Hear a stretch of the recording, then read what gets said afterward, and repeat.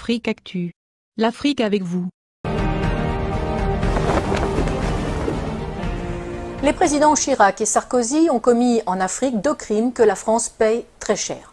L'assassinat de Kadhafi en Libye et le coup d'État contre le président Laurent Gbagbo en Côte d'Ivoire. Les 2 affaires sont remarquablement similaires.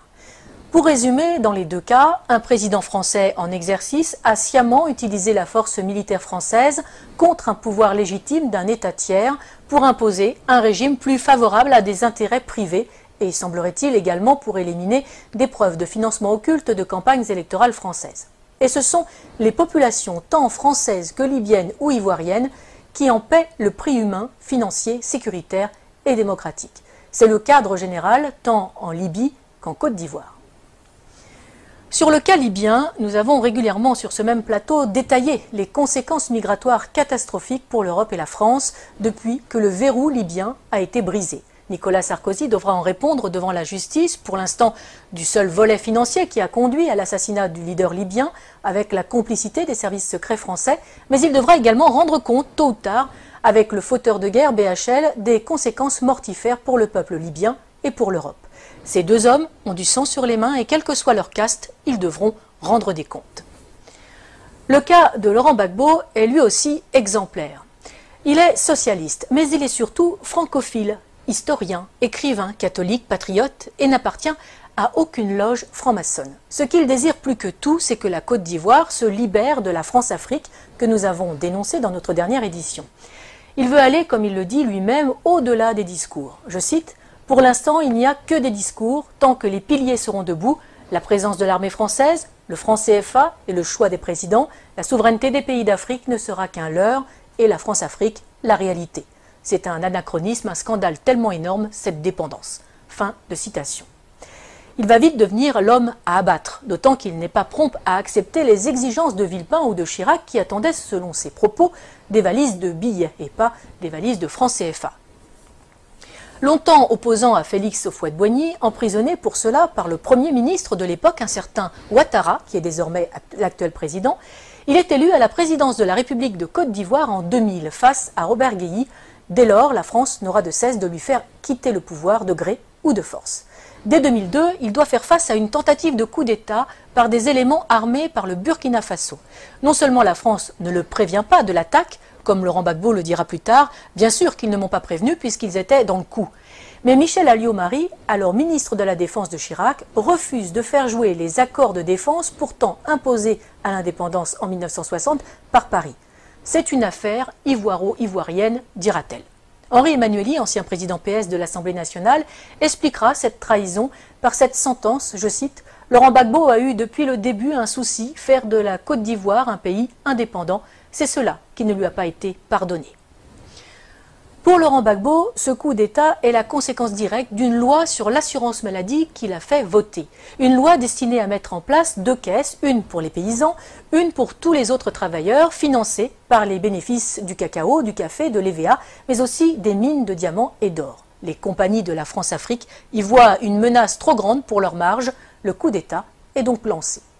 La moitié nord du pays sera depuis cette date sous la domination de bandes de pillards et de rebelles. L'immigration de dizaines de milliers d'étrangers et la distribution de cartes d'électeurs visent à fausser le vote des Ivoiriens et à faire main basse sur le sud, Eldorado agricole et minier de l'Afrique. 30% de la population ivoirienne est, selon les dernières estimations, d'origine étrangère. En 2010, lors de l'élection présidentielle à Bouaké, fief de la rébellion et de Ouattara, on relèvera 250 000 votes exprimés pour 150 000 électeurs inscrits. Mais les événements ne vont pas assez vite. Pire, le régime légal de Laurent Gbagbo tient bon et avance vers la modernité. Décentralisation, création de conseils généraux qui s'attellent à la construction de lycées, de dispensaires, de routes. Les succès du Sud, sous le contrôle du pouvoir légal d'Abidjan, font rêver les Ivoiriens de la partie nord qui subissent les pillages et l'arbitraire des rebelles qui soutiennent Ouattara. Laurent Gbagbo est de plus en plus populaire. Si Laurent Gbagbo n'est pas dupe, il confiera depuis sa cellule à La Haye, je cite, « Pour anticiper les coupes d'État, il me suffisait de suivre les cours du cacao ». Il fait preuve de retenue, accepte de discuter même avec les rebelles, et malgré le double jeu du gouvernement français. L'ONUCI, l'opération des Nations Unies en Côte d'Ivoire, saluera même le professionnalisme des opérations militaires de l'armée ivoirienne qui ne provoquent aucun dégât collatéral ni victime innocente. Il faut donc trouver un prétexte. La première tentative majeure date du 6 novembre 2004. Deux Sukhoi de l'armée ivoirienne, pilotés par des mercenaires biélorusses, bombardent la zone de confiance, dénommée aussi ZOC, notamment à Man et Bouaké, et font 9 morts et 39 blessés parmi les soldats français. L'armée française réagit et détruit les moyens aériens de la Côte d'Ivoire, ce qui l'empêchera de lutter efficacement contre les rebelles. La force Licorne doit se lancer à l'assaut d'Abidjan. C'est la dernière partie d'un plan en 4 phases. Un plan qui a si bien réussi en Côte d'Ivoire que la France l'a appliqué en Libye et au Mali. D'abord, un appel à l'aide d'un gouvernement fantoche ou rebelle reconnu comme légal. Ensuite, une première promesse d'aide par l'organisation régionale qui se retrouve vite dépassée. Puis un mandat de l'ONU au nom de crimes contre l'humanité, viols, etc. Et enfin, l'intervention de la France sur le plan diplomatique, économique et militaire pour mettre en place les hommes choisis. Mais en 2004, la dernière partie cafouille. Des informations révélées par Wikileaks et des enquêtes de presse suggèrent une manipulation visant à justifier une action militaire contre Gbagbo. En 2016, la juge d'instruction française Sabine Kéris demande le renvoi devant la Cour de justice de la République, la CJR, des anciens ministres Dominique de Villepin, Michel Alliot-Marie et Michel Barnier, suspectés d'avoir permis l'exfiltration des mercenaires responsables de l'attaque contre les forces françaises. Pour Laurent Gbagbo, les services secrets français ont retourné son chef d'état-major, Mathias Doué, pour une attaque sous faux drapeau afin de légitimer la réaction française. Le parquet général près la Cour de cassation a indiqué n'avoir pas saisi à ce stade la commission des requêtes de la CJR. En 2011, alors que Laurent Gbagbo a remporté les élections de 2010, malgré les quelques 450 000 électeurs fantômes rajoutés dans le Nord, Ouattara et ses amis français décident de forcer les urnes. Ils contestent les élections, mais refusent de recompter les bulletins, qui sont détruits. Curieusement, le premier décompte avait été confié à une société française dont le directeur recevra un contrat de plus de 152 millions d'euros par le gouvernement Ouattara. Le 11 avril 2011, après 10 jours de combats à Abidjan et de bombardement de la résidence présidentielle par les forces spéciales françaises de la force Licorne et l'ONUCI, Laurent Gbagbo est arrêté en compagnie de son épouse Simone par les forces françaises. Ce n'est pas la fin des morts. Des centaines de civils seront arrêtés, torturés et exécutés par les complices de Sarkozy. La famille de Laurent Gbagbo, les militants, les ministres, les professeurs, des fonctionnaires.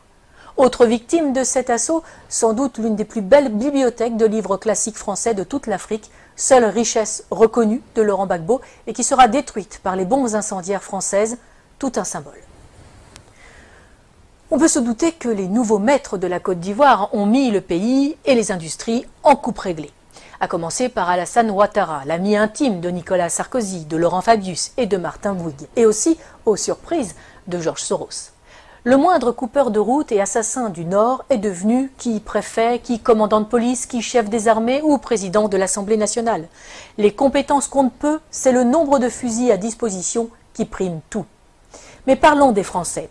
Claude Guéant, l'ancien ministre de l'Intérieur et secrétaire général de l'Élysée de Nicolas Sarkozy, a installé une antenne de son cabinet d'avocats à Abidjan, où il fait des allers-retours fréquents pour développer ses affaires et celles de son gendre, Jean-Charles Charqui, devenu conseiller d'Alassane Ouattara. L'ancien ambassadeur de France au moment du putsch est devenu consultant et passe sa vie dans l'ombre de Ouattara.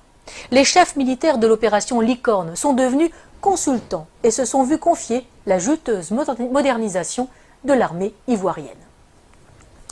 Il ne faut pas non plus oublier les fameuses annulations des dettes africaines. Ces dettes ne sont pas annulées, elles sont en fait privatisées. Les sommes dues et qui ont été payées par les contribuables français sont finalement payées à des entreprises privées du pays créancier pour réaliser des travaux dans le pays créditeur. Travaux largement surfacturés le plus souvent, les contribuables français sont volés de leur remboursement, les Africains spoliés de leurs investissements. Et généralement, les entreprises favorisées sont dirigées par de grands amis des présidents et ministres en place en France. Ils ne peuvent quand même pas exécuter Laurent Gbagbo, bien que un procès en Côte d'Ivoire, oui, mais sans lui, car il est trop populaire. À la Cour pénale internationale, ce sera mieux, surtout qu'elle est le parfait outil de justice des vainqueurs. Externalisé donc à La Haye pour un procès à charge et inique, Le procureur a à sa disposition un budget de plus de 28 millions d'euros. La défense, 76 000 euros. L'une des principales sources d'accusation est l'association Human Rights Watch, qui est entièrement financée par Soros, ami de Ouattara. Malgré ça, par 2 fois, en 2016 et en 2018, le tribunal ne peut que constater l'absence totale de preuves dans le dossier du procureur. Aucun élément de preuve, aucun témoin fiable. Le 15 janvier 2019, Laurent Gbagbo est acquitté par la CPI de la totalité des charges portées contre lui après plus de 7 ans de prison préventive. Il reste cependant en résidence surveillée en Europe. La Belgique lui offre l'asile. Le temps, paraît-il, pour que le procureur puisse faire appel sur de nouvelles bases. Lui, qui n'a jamais réussi à monter un dossier alors qu'il a travaillé main dans la main avec Ouattara et les gouvernements français.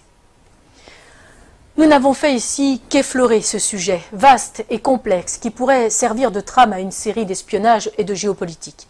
Pour ceux qui voudraient aller plus loin, qu'ils n'hésitent pas à lire l'ouvrage « Libre pour la vérité et la justice » de François Mattei aux éditions Max Milo. Il est le fruit des entretiens de l'auteur avec Laurent Gbagbo pendant ces 7 années de détention arbitraire. Publié quasiment à la veille de la libération du président ivoirien, ce livre est la preuve que Laurent Gbagbo a eu raison trop tôt. Mais il n'est pas dit qu'il ne revienne pas dans le jeu politique ivoirien, totalement blanchi des accusations portées contre lui, fort de ses réussites comme président et avec un programme toujours plus d'actualité. Il faudrait plus de chefs d'État comme lui en Afrique, conscients des atouts de son continent, préférant des relations saines avec la France plutôt que l'exigence d'une repentance perpétuelle imposée aux Français pour des crimes qu'ils n'ont pas commis. Une repentance qui n'est là que pour cacher le pillage de l'Afrique par des multinationales et imposer une invasion migratoire ruineuse et destructrice pour l'Europe. Défense de l'identité nationale, mise en œuvre d'un patriotisme social permettant de vivre et de travailler au pays, non-alignement, intégrité de ses élites politiques et économiques. Il faudrait peut-être aussi plus de Laurent Gbagbo en Europe.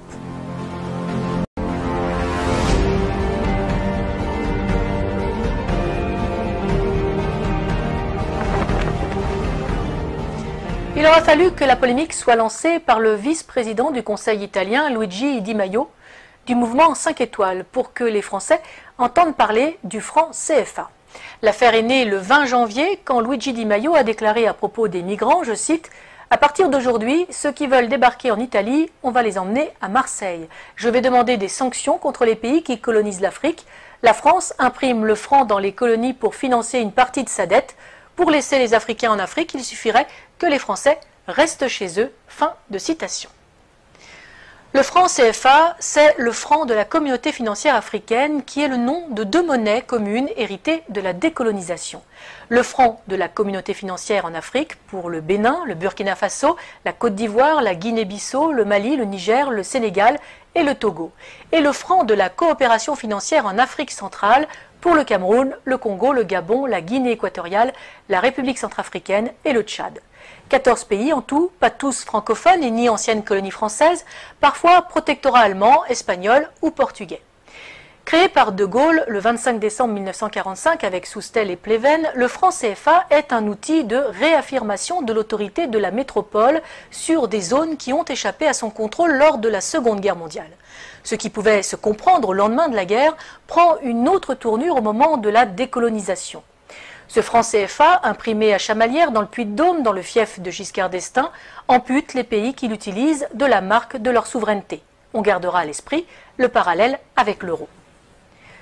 L'infantilisme financier et l'irresponsabilité dans lesquels ils sont encore tenus ont engendré des peuples d'assistés chroniques. Leurs chefs d'État sont devenus des mendiants et des voleurs pratiquant d'un côté une politique de révérence envers la puissance étrangère qui les protège et qui détient leur porte-monnaie et spoliant de l'autre leur population. Sans entrer dans les détails techniques d'un système complexe, il faut savoir que la quantité de monnaie délivrée à chacun des pays africains de la zone franc est contingentée et, dans l'absolu, la France peut à tout moment diminuer ou arrêter sa livraison de billets. Comme elle peut prendre la décision de dévaluer cette monnaie. Ce qu'elle fit en 1994 avec le FMI et les États-Unis, générant des conséquences très dures pour les États et les populations d'Afrique. Par ailleurs, pour se garantir, la France est habilitée à stocker et à gérer à Paris, pour les pays de la zone franc, 50% des devises provenant de leurs exportations sur des comptes d'opération.